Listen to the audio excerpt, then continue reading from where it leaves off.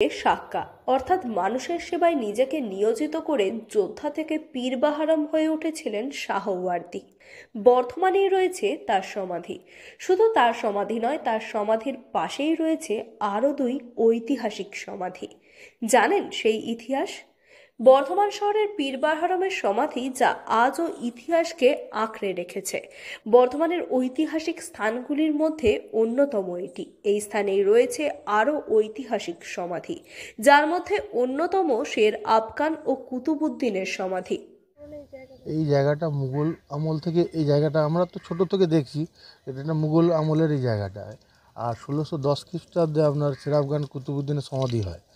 আর সমাধির আগেও আমরা শুনেছি এই আমাদের পীর বাহারাম সাক্কা, যিনি এখানে সাহিত্য আছেন, উনি কিন্তু 1610 খ্রিস্টাব্দের আগে, তার মানে বহু বছর হয়ে গেল। মোটামুটি 16 4 20 25 900 বছর, 900 বছরের মতো হয়ে গেল। আর এই পুরো এরিয়াটা দেখছেন সবটাই সমাধিস্থল।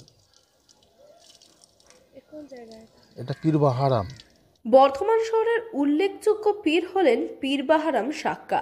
আজ থেকে প্রায় 500 বছর আগে তুরস্কের এক শহরে জন্মগ্রহণ করেন শাহওয়ার্দী। পরবর্তীকালে হুমায়ুনের ভাই কামরানের সৈন্যদলে কাজ করতেন কাবুল অঞ্চলে। 1546 সালে আকবরের খাতনা উৎসবে প্রায় 40 দিন ধরে ইসলাম ধর্ম নিয়ে আলোচনা সভা হয়। আর তারপরেই শাহওয়ার্দী ধর্মপ্রাণ হয়ে পড়েন এবং তিনি যুদ্ধের কাজ ছেড়ে দিয়ে ধর্মের পথ গ্রহণ করেন। তার গুরুদেব তাকে বলেন মানুষের ভালো করতে, মানুষকে জল খাওয়াতে। গুরুদেবের কথা শুনেই চামড়ার ভিস্তি কাঁধে ঝুলিয়ে জল প্রদান করতে শুরু করেন তিনি সাধারণ মানুষকে। সেই সময় এই ভিস্তি নিয়ে জল প্রদানকারী মানুষদের বলা হতো সাক্কা। সেই থেকেই তিনি সাক্কা উপাধি লাভ করেন। পরবর্তীকালে বাহারাম সাক্কা নামে পরিচিতি লাভ করেন তিনি। ইতিহাসবিদ সর্বজিৎ যশ জানান, পীর বাহারাম সাক্কা ও তার ভাই ওয়াজিদ তুরস্ক থেকে সিংহলে যাত্রা করেন। দুই ভাই হেঁটে যাবেন বলে ঠিক করেন। হাঁটতে হাঁটতে এসে পৌঁছান বর্ধমানে এবং এক বৌদ্ধ যোগীর আস্তানায় যান। সেখানেই সেই যোগীর সঙ্গে বন্ধুত্ব গড়ে ওঠে। তার 3 দিন পরই মারা যান পীর বাহারাম সাক্কা অর্থাৎ শাহওয়ার্দী। বৌদ্ধ যোগী জয়পালের বাগানেই তাকে সমাধি দেওয়া হয়। 1570 সালে আকবর বর্ধমান জয় করেন এবং তিনি জানতে পারেন এই স্থানে রয়েছে পীর বাহারাম সাক্কার কবর এবং তিনি সেখানে একটি আস্তানা তৈরি করে দিয়েছিলেন, যা আজও পীর বাহারাম নামেই পরিচিত। বর্ধমান শহরে এক উল্লেখযোগ্য পীর হলেন পীর বাহারাম সাক্কা।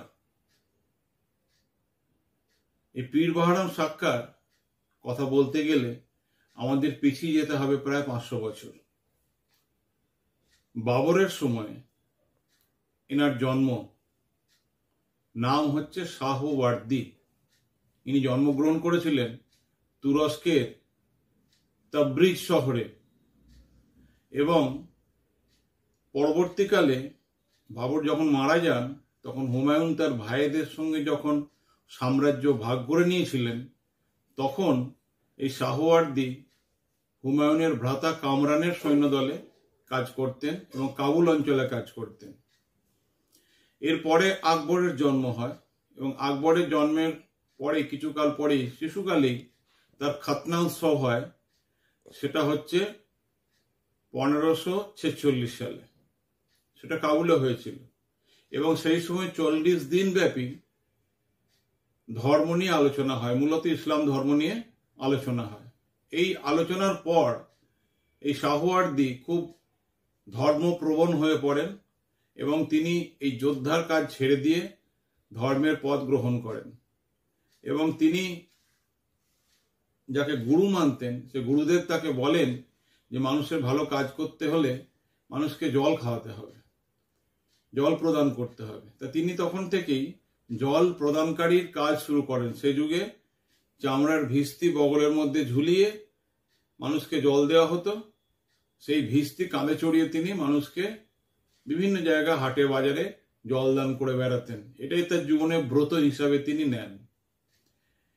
এই জল দানকারী কথাটাই হচ্ছে সাক্কা। সেই থেকে তিনি সাক্কা উপাধি পেয়ে যান এই শাহওয়ার্দী।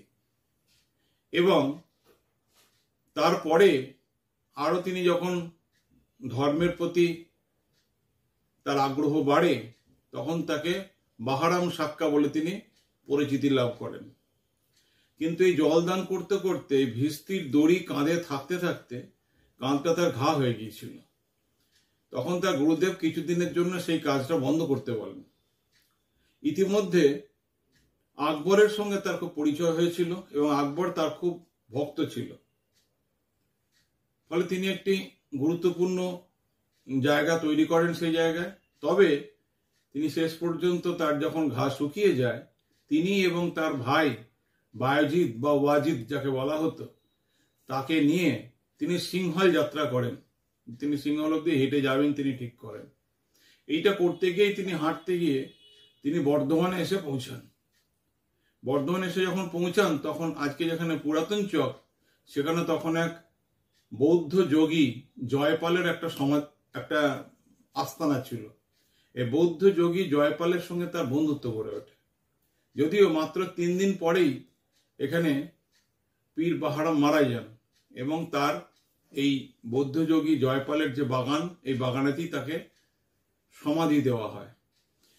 এখনো কিন্তু বর্ধমানে এলাকাতে কিন্তু মুঘল শাসন শুরু হয়নি। মুঘল শাসন শুরু হয়েছে আকবরের সময়।